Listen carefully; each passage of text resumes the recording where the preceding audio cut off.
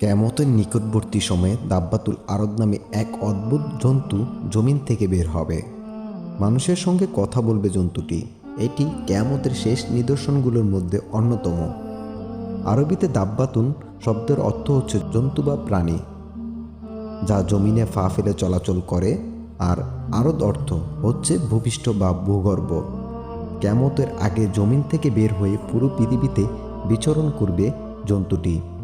মূলত দাব্বাতুল আরদ তার নাম নয়, বরং অদ্ভুত প্রাণী প্রসঙ্গে কোরআনে ব্যবহৃত শব্দ, যার অর্থ ভূগর্ভস্থ প্রাণী। রাসূলুল্লাহ সাল্লাল্লাহু আলাইহি সাল্লাম বলেছেন, ওই সময় আসার আগ পর্যন্ত কিয়ামত সংঘটিত হবে না, যতদিন না পশ্চিম দিক থেকে সূর্যোদয় হবে। সূর্যোদয়ের ঘটনার পর মানুষ দাব্বাতুল আরদ দেখতে পাবে। সহিহ হাদিস অনুযায়ী পশ্চিম আকাশে সূর্য ওঠার কিছুক্ষণ পরই এই জানোয়ারটি বের হয়ে আসবে।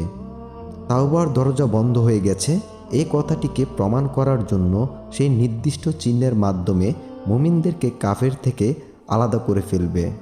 মুমিনের কপালে লিখে দিবে মুমিন, আর কাফেরের কপালে লিখে দিবে কাফের। এ ব্যাপারে পবিত্র কোরআনে ইরশাদ হয়েছে, যখন প্রতিশ্রুতি সমাগত হবে তখন আমি তাদের সামনে ভূগর্ভ থেকে একটি জীব নির্গত করব, সে মানুষের সঙ্গে কথা বলবে।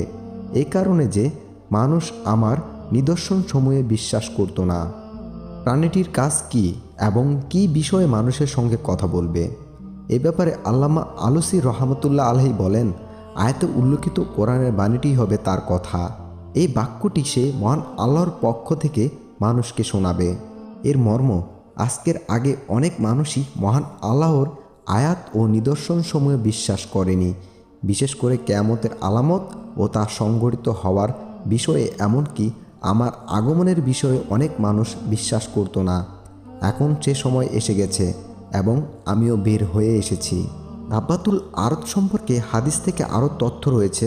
সহিহ মুসলিমে হুযাইফা রাদিয়াল্লাহু আনহু বর্ণিত, তিনি বলেন, রাসূলুল্লাহ সাল্লাল্লাহু আলাইহি সাল্লাম বলেছেন, কিয়ামত সংঘটিত হবে না যতক্ষণ না 10টি নিদর্শন তোমরা দেখতে পাবে, যথা পশ্চিম দিক থেকে সূর্য উদিত হওয়া, ধোঁয়া বের হওয়া, দাজ্জালের আবির্ভাব, মরিয়ম তনয় ঈসার আগমন, ভূগর্ভ থেকে জন্তু বের হওয়া। হযরত আবু উমামা রাদিয়াল্লাহু আনহু থেকে বর্ণিত, রাসূলুল্লাহ সাল্লাল্লাহু আলাইহি সাল্লাম বলেন, দাব্বাতুল আরদ বের হবে এবং তোমাদের নাকে চিহ্ন দেবে। তারপরও মানুষ পৃথিবীতে জীবনযাপন করবে। প্রাণীটি সব মানুষের নাকেই দাগ লাগিয়ে দেবে।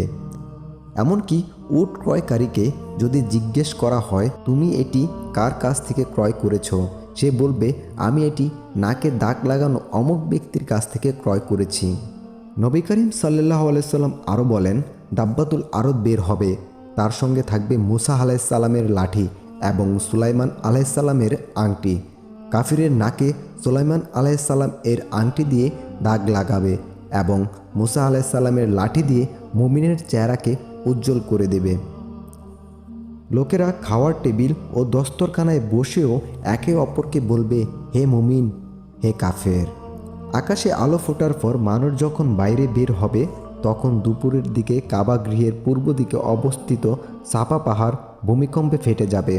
তখন সেখানকার জমিনের ভেতর থেকে দাব্বাতুল আরদ বের হবে। দাব্বাতুল আরদ বের হওয়ার সময়কাল। বিশ্ববিখ্যাত মুফাসসির ইবনে কাসির বলেন, শেষ জামানায় মানুষ যখন নানা পাপাচারে লিপ্ত হবে, মহান আল্লাহর আদেশ পালন বর্জন করবে এবং দিনকে পরিবর্তন করবে, তখন আল্লাহ তাআলা তাদের সামনে এই জন্তুটি বের করবেন। ইবনে আব্বাস রাদিয়াল্লাহু আনহু বলেন, জন্তুটি মানুষের মতোই কথা বলবে। কিয়ামতের বড় কয়েকটি আলামত ঘটে যাওয়ার পর 1 বছর জিল হজ মাসের কুরবানি ঈদের দিবাগত রাত এত দীর্ঘ হতে থাকবে যে সফররত ব্যক্তিরা উৎকণ্ঠিত হয়ে পড়বে। শিশুরা ঘুমাতে ঘুমাতে ক্লান্ত হয়ে জেগে উঠবে। গবাদি পশুরা চারণভূমিতে বের হতে ছটফট শুরু করবে। লোকেরা ভয়ে ও আতঙ্কে চিৎকার করে কান্নাকাটি ও দোয়া তওবা করতে থাকবে। এভাবে 3-4 দিন সময় পরিমাণ দীর্ঘ রাতের অবসান ঘটিয়ে চন্দ্রগ্রহণের মতো টিমটিমে আলো নিয়ে পশ্চিম দিক থেকে সূর্য উদিত হবে। এই নিদর্শন প্রকাশ পাওয়ার পর পৃথিবীর সব মানুষ আল্লাহর প্রতি ঈমান আনয়ন করবে এবং তওবা করবে, কিন্তু তখন ঈমান ও তওবা আর কবুল করা হবে না। প্রাণীটির ধরন। দাব্বাতুল আরদ বা অদ্ভুত প্রাণীটির আকৃতি প্রসঙ্গে বিক্ষিপ্তভাবে বিভিন্ন হাদিস পর্যালোচনা করে দেখা যায় এর ভেতর অনেক প্রাণীর বৈশিষ্ট্য বিদ্যমান থাকবে। অদ্ভুত এই প্রাণী কিছুটা উটের মতো হবে, পা হবে 4টি, মাথা হবে ষাঁড়ের মতো, চোখ হবে শকুনের মতো, কান হবে হাতির মতো, নাক হবে উট পাখির মতো, বুক হবে সিংহের মতো, রং হবে নেকড়ের মতো, কপাল হবে ভেড়ার মতো, ঘন পশম বিশিষ্ট হবে, মানুষের মতো চেহারা হবে। প্রাণীটি কোন শ্রেণীর হবে এ নিয়ে আলেমরা মতভেদ করেছেন। ইমাম কুরতুবী বলেন এটি হবে সালেহ আলাইসাল্লামের উটনির বাছুর। যখন কাফেররা উটনিকে হত্যা করে ফেলল তখন বাছুরটি পাথরের মাঝে ঢুকে পড়েছিল। এটি আল্লাহ তাআলার অনুমতিক্রমে কিয়ামতের পূর্বে বের হয়ে আসবে। ইমাম কুরতুবী বলেন এটিই বিশুদ্ধ মত। তার এই কথা গ্রহণযোগ্য নয় বলেছেন অনেক মুফাসসির, কারণ তিনি যে হাদিস দিয়ে দলিল গ্রহণ করেছেন তার সনদে এমন একজন রাবি বা বর্ণনাকারী আছেন যার বর্ণনা গ্রহণযোগ্য নয়। কেউ কেউ বলেছেন দাজ্জালের হাদিসে বর্ণিত জাসাসা বা গোয়েন্দা, এই মতটিও গ্রহণযোগ্য নয়, কারণ দাজ্জালের হাদিসে যে প্রাণীটির কথা এসেছে তার নাম জাসাসা, আর কিয়ামতের পূর্বে যে প্রাণীটি বের হবে তার নাম দাব্বাতুল আরদ, যা কোরআনে সুস্পষ্টভাবে উল্লেখ করা হয়েছে। যেমন শায়েখ আহমেদ শাকের রহমতুল্লাহ আলাইহি মুসনাদে আহমেদের ব্যাখ্যায় বলেন, কোরআনের আয়াতে সুস্পষ্ট আরবি ভাষায় বলা আছে এটি হলো দাব্বাতুল আরদ। দাব্বা অর্থ অত্যন্ত সুস্পষ্ট, কোনো প্রকার ব্যাখ্যার প্রয়োজন নেই, বরং আমরা বিশ্বাস করি আখিরি জামানায় একটি অদ্ভুত ধরনের জন্তু বের হবে, সে মানুষের সাথে কথা বলবে। কোরআন ও সহিহ হাদিসে তার গুণাগুণ ও বৈশিষ্ট্য বর্ণিত হয়েছে, আমরা তাতে বিশ্বাস করি। কেউ কেউ বলেছেন এটি হলো সেই সাপ যা পবিত্র কাবার দেয়ালে ছিল। কুরাইশরা যখন কাবাগর নির্মাণ করার ইচ্ছা পোষণ করল তখন সাপটি তাদের নির্মাণ কাজ শুরু করতে মূল বাধা হয়ে দাঁড়িয়েছিল। একটি পাখি এসে সাপটিকে ছোঁ মেরে নিয়ে গেলে নির্মাণ কাজের বাধা দূর হয়ে যায়, কিন্তু এ কথার পক্ষে কোনো দলিল নেই। এমনই আরও অনেক কথা বর্ণিত আছে, এগুলোর প্রতি গুরুত্ব দেওয়ার কোনো প্রয়োজন নেই, কারণ কোনো একটি মতের সপক্ষে সহিহ কোনো দলিল পাওয়া যায় না। পৃথিবীর কোথা থেকে বের হবে? এটি বের হবে পৃথিবীর সর্বশ্রেষ্ঠ ও সবচেয়ে সম্মানিত মসজিদ থেকে।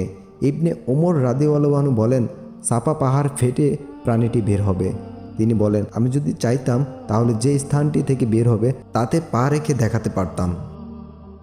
জন্তুটি 3 বার বের হবে। প্রথমে বের হবে কাবাঘর হতে দূরবর্তী একটি গ্রাম থেকে, অতঃপর কিছুদিন লুকিয়ে থাকার পর আবার বের হবে, পরিশেষে কাবাঘর থেকে বের হবে। এ ব্যাপারে আরও কথা বর্ণিত আছে। সব মিলিয়ে বলা যায় মক্কা থেকে দাব্বাতুল আরদ বের হবে, অতঃপর সমগ্র পৃথিবীতে ভ্রমণ করবে। দাব্বাতুল আরদ তার কাজ শেষ হওয়ার পর অদৃশ্য হয়ে যাবে। এরপর আল্লাহ তাআলা ইয়েমেনের দিক থেকে রেশমের মতো মোলায়েম একটি বাতাস প্রবাহিত করবেন, যার অন্তরে সামান্য পরিমাণ ঈমান থাকবে তার শরীরে এই বাতাস স্পর্শ করবে, ফলে সব ঈমানদার ব্যক্তির ইন্তেকাল হয়ে যাবে। তারপর পৃথিবীতে শুধু নিকৃষ্ট লোকেরা থাকবে, তাদের উপর কিয়ামত কায়েম হবে।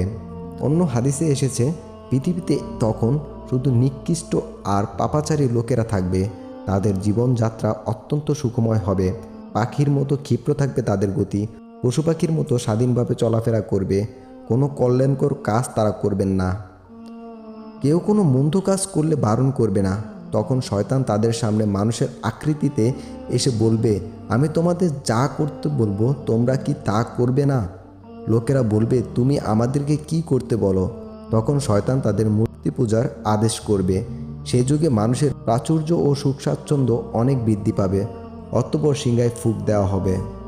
অন্য একটি হাদিসে এসেছে, হজরত আবদুল্লাহ ইবনে আমর রাদিয়াল্লাহু আনহু থেকে বর্ণিত, তিনি বলেন, পশ্চিমা আকাশে সূর্যোদয় ও দাব্বাতুল আরদের আবির্ভাবের পর পৃথিবী আরও 120 বছর অবশিষ্ট থাকবে। একথা ধ্রুব সত্য যে পৃথিবী একদিন ধ্বংস হয়ে যাবে। ইতিমধ্যে কিয়ামতের ছোট ছোট অনেক আলামত প্রকাশিত হয়েছে বলে আলেমরা একমত। শীঘ্রই বড় আলামতগুলো প্রকাশিত হবে এক এক করে। তাই আমাদের এখনই সতর্ক হওয়া উচিত। নানাবিধ ফিতনা থেকে বেঁচে থাকার জন্য চেষ্টা করা উচিত। পরিবার পরিজন, পাড়া প্রতিবেশী, দেশবাসী সবাইকে নেক আমলের প্রতি উদ্বুদ্ধ করা উচিত। আল্লাহ তাআলা মুসলিম উম্মাহকে তৌফিক দান করুন। আমিন।